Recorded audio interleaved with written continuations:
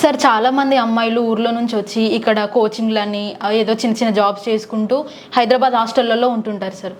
వీళ్ళు కొంతమంది ఆకతాయి అబ్బాయిలు ఏం చేస్తారు, వీళ్ళను లవ్ అనే పేరు చెప్పి వాడుకొని ఇట్లా వదిలేస్తారు, రేప్ చేస్తారు. అంటే ఉన్నంతసేపు వాడుకుంటారు, తర్వాత వదిలేస్తారు. ఈ అమ్మాయిలు రేప్ అనుకొని కేసులు పెట్టడానికి వాళ్ళు ముందుకెళ్ళే అవకాశం ఉండదు. సో వాళ్ళకు మీరు ఎలా? నేను ఏం చెప్తాను, అదే ఊర్లలో నుంచి అబ్బాయిలు వస్తారు, వాళ్ళు వేరే హాస్టల్స్లో ఉంటారు.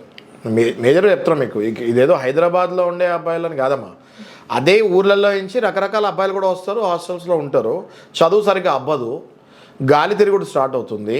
స్టార్ట్ అయినప్పుడు ఈ గాలి తిరుగుడులో భాగంగానే వీళ్ళు అమ్మాయిలకి వల వేస్తూ ఉంటారు, శారీరకంగా వాడుకుంటారు, ఆ తర్వాత వదిలేస్తూ ఉంటారు. కంటిన్యూగా వాళ్ళు ఆ ప్రాసెస్ చేస్తూ ఉంటారు.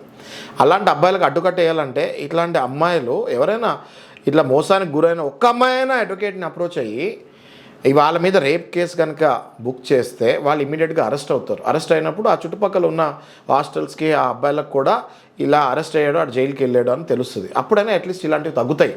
సో అమ్మాయిలు ధైర్యంగా ముందుకు రావాలి అని నేను కోరుకుంటున్నాను.